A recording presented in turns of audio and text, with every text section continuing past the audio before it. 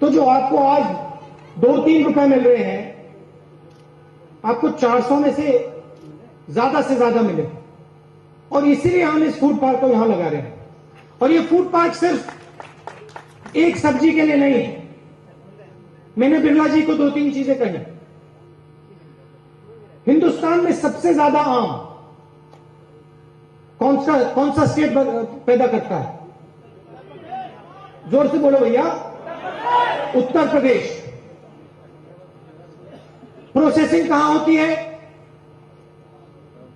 पूरा का पूरा एक्सपोर्ट होता है। कहां से एक्सपोर्ट होता है? दिल्ली से एक्सपोर्ट होता है। और जो यूपी का किसान है, जिसका आम आज लंदन जा रहा है, अमेरिका जा रहा है, उसको जितना फायदा होना चाहिए नहीं हो रहा है। तो सोच यह है, चाहे वो आम की बात हो, चाहे वो मेंथॉल की बात हो, चाहे वो आंवला की बात हो, जो भी उत्तर प्रदेश में पैदा होता है, लंबी सोच यह है कि भाई ज्यादा से ज्यादा उसकी प्रोसेसिंग अमेठी में की जाए, यहां की जाए। एग्रीकल्चरल हब बनना चाहिए, तब आएगा मजा। अब इसको करने के लिए हमने क्या किया? राजीव जी ने काम शुरू किया था नेशनल हाईवे का। और आप लोग जानते हो कि पिछले 5-6 सालों में हमने नेशनल हाईवे का यहां कितना काम किया है, कितनी हाईवे हमने यहां से निकाली है। फुर्सतगंज में आपका एयरपोर्ट है। उस एयरपोर्ट में कल हम कार्गो टर्मिनल लगा सकते हैं।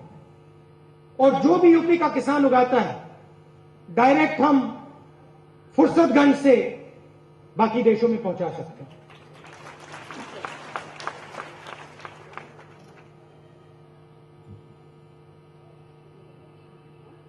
कुछ साल पहले मैं कर्नाटक गया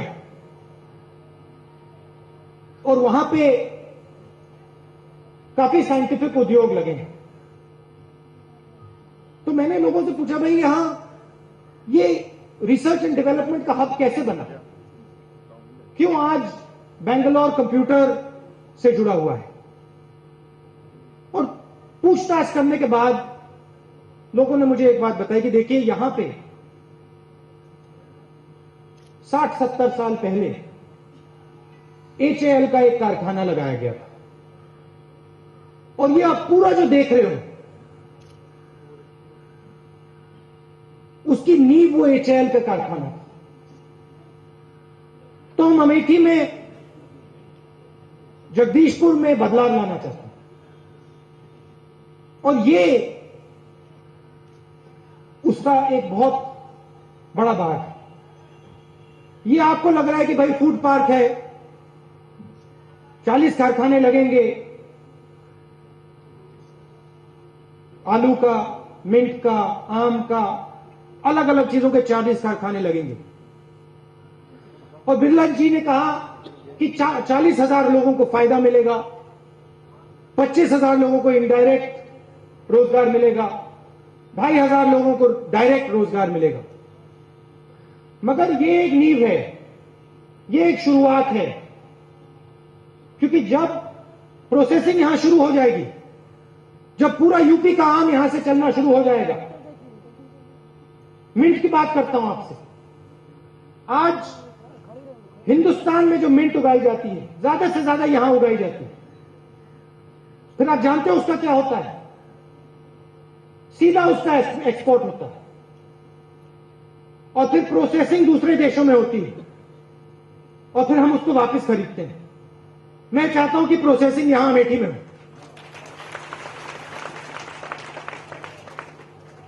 तो 40-50 कारखाने यहां लगेंगे और किसान को लगेगा कि भाई आज जो हम पसीना दे रहे हैं, जो हम काम कर रहे हैं, उसका फायदा हमें मिल रहा है।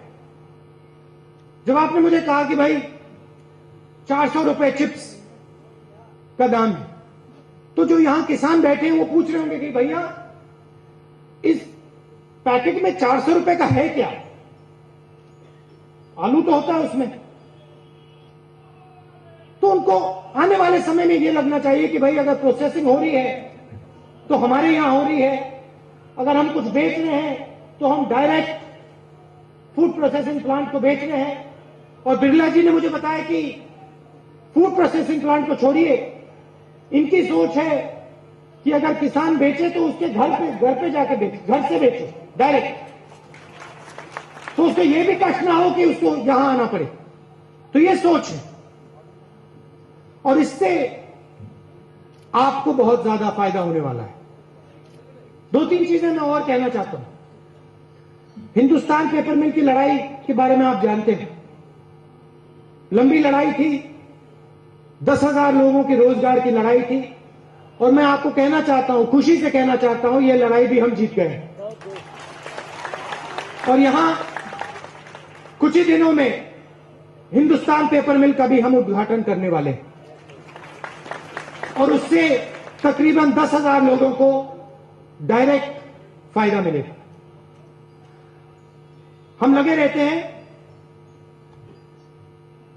मगर बिरला जी, हमारी शक्ति यहां से आती है। और जो भी हम हैं, जो भी हम काम कर सकते हैं, वो इन लोगों की मदद से हम कर सकते हैं। ये हमारा परिवार है और आज एक ऐतिहासिक दिन है क्योंकि आपको भी हमने इस परिवार में शामिल किया है और आप और हम मिलकर अब अमेठी के किसान की लड़ाई लड़ेंगे और उस लड़ाई को भी हम जीतेंगे और किसान को और आम जनता को फायदा पहुंचाएंगे। आप सबका बहुत बहुत धन्यवाद। नमस्कार।